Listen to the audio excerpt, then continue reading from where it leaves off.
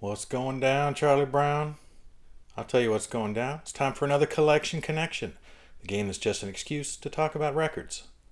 On Monday, over on the Plastic Soundwave Cult, my brother Eric took his turn by talking about Air's 1998 full-length debut, Moon Safari. We've been on a bit of a streak lately of Eric showing albums that I either own or have owned, and Moon Safari continues that streak.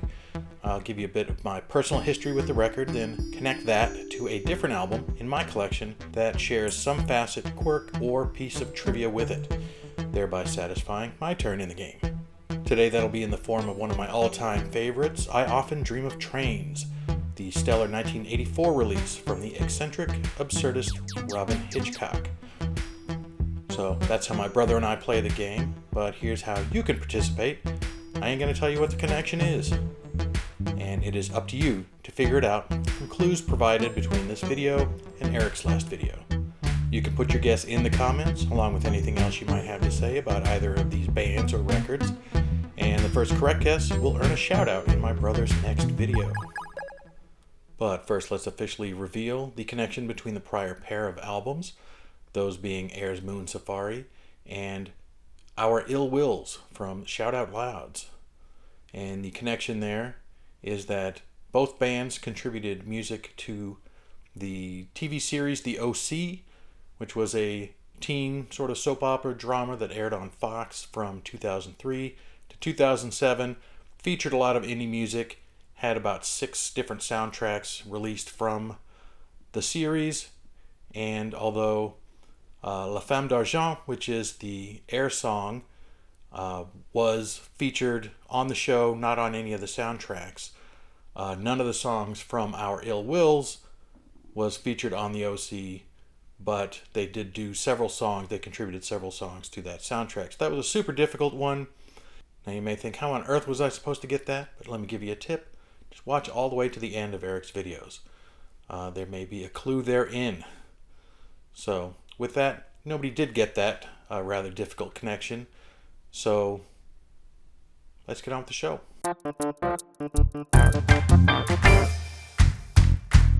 All right, let's do it. Eric talked about Moon Safari. As he mentioned, that was an album that he first heard of from me. I put the instrumental La Femme d'Argent, which opens the album, on a mixtape for him, and he really dug it.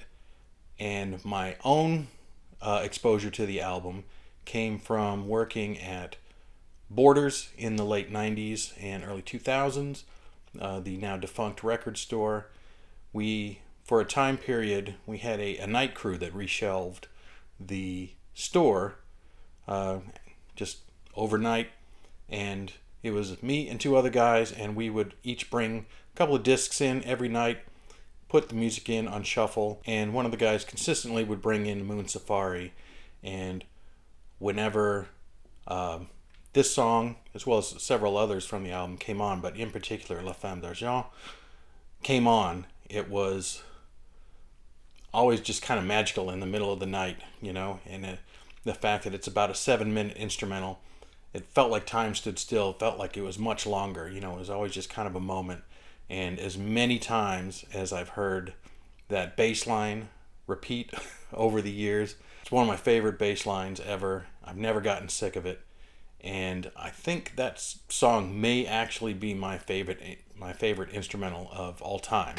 Not like I have a list or anything, but whenever I think of favorite instrumentals, that's the first song that comes to mind. So, and it is primarily the other instrumentals on there, like Talisman and Ce Matin-là, which in my semi-French, I know more vocabulary than I do like actual conversation. I've translated in my head as this morning, and if that's wrong, I don't want to be disabused of that notion, because this morning it would be like the perfect title for this.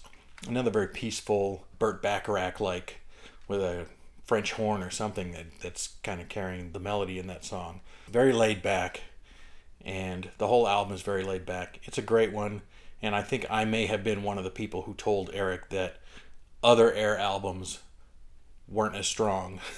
I have a handful of others. I have the 10,000 megahertz Legend, if that's the exact title of that one.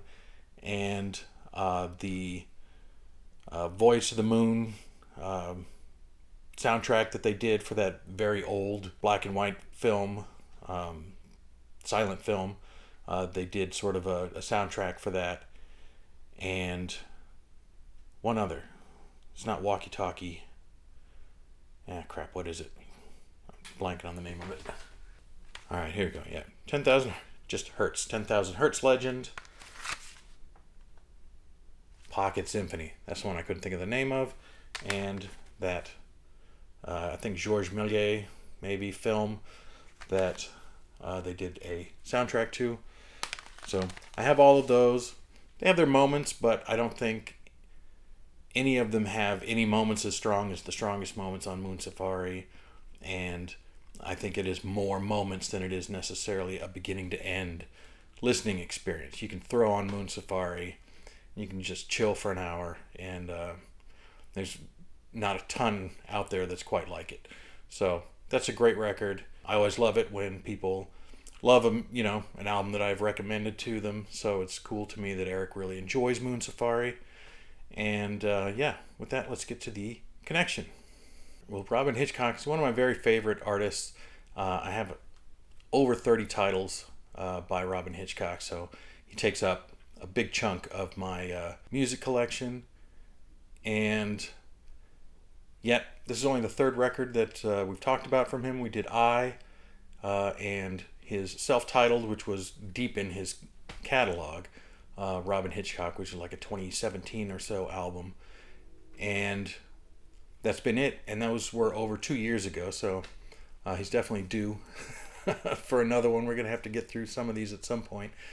And today we are hitting what may be my very favorite Robyn Hitchcock album, I Often Dream of Trains, from 1984.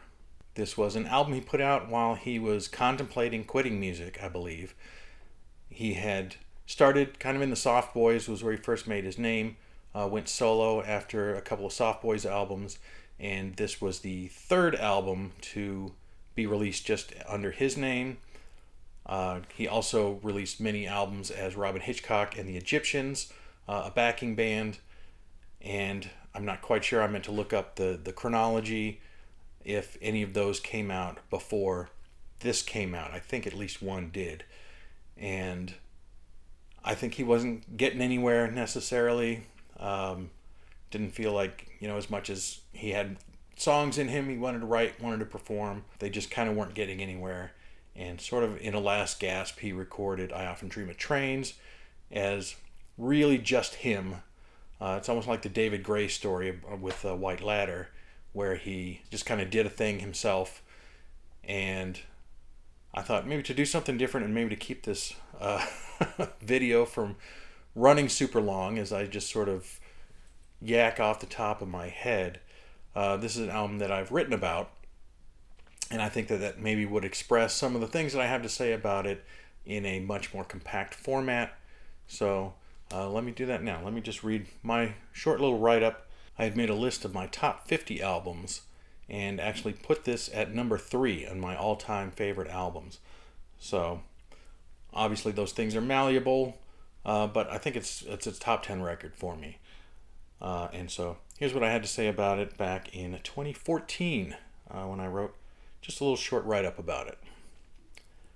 Guitar, piano, voice. Sometimes just piano, or just guitar, or just voice. Stark, August, nocturnal. A cavernous echo that sounds like it was recorded in an abandoned warehouse. I don't know why I'm drawn to music that makes me feel like the only person on the planet, but this album is probably the ultimate example of it. A forlorn saxophone shows up on The Lovely Flavor of Night, and an acoustic bass on the campfire sing-along Ye Sleeping Nights of Jesus. But those are the only deviations from the formula. Robyn's rigidly inelegant piano playing adds to the cold stateliness of it. These songs are juxtaposed with some of his most profoundly silly tracks, the 2 a cappella songs, Uncorrect Personality Traits and Furry Green Atom Bowl, as well as Sometimes I Wish I Was a Pretty Girl and the aforementioned Sleeping Nights. And yet the overall tone of the album even brings some solemnity to those goofy outbursts. In the buffet car, I wait eternity, or Basingstoke, or Reading.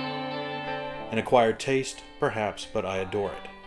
The brevity of the individual songs, most clock in at well under 3 minutes, recommends it as a full album experience to give the mood a chance to settle in a way denied by cherry-picking individual tracks.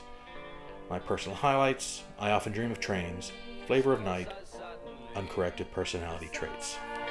Sets at 4 o'clock, exactly what I'm dreading. Alright, so that was tougher reading than I thought it was going to be. I had some tongue twisters in there that, I guess are all going to be on the outtake reel, but that kind of sums up how I feel about it without having to talk about it for too long, when I actually organized my thoughts and said something about it. And yeah, I think it's a great album.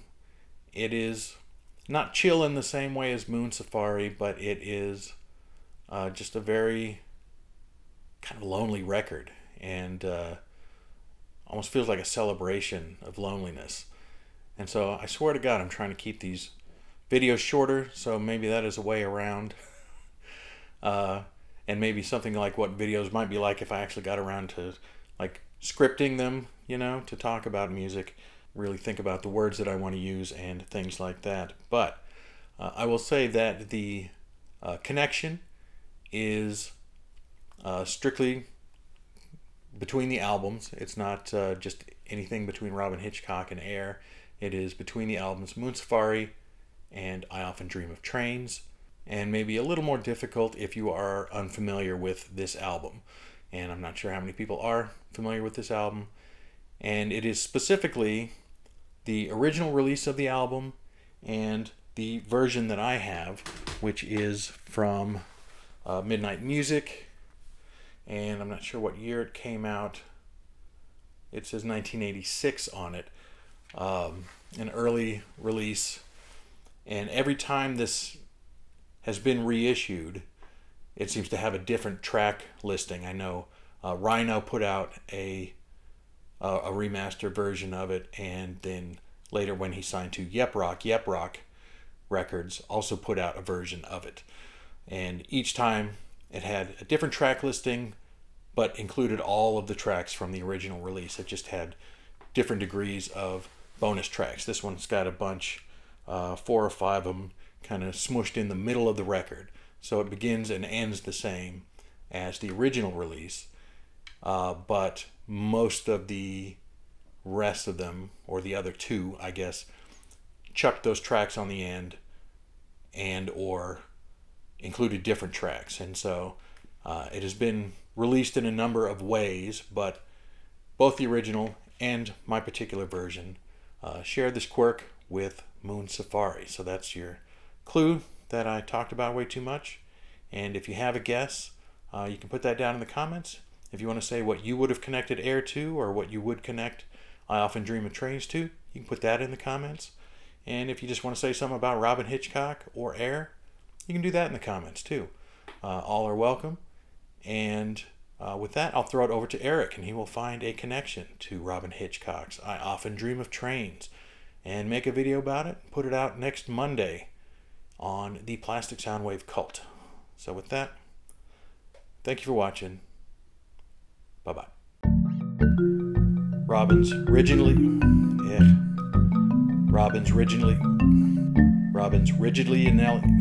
that is a tough thing to say. Good show, Ponsonby.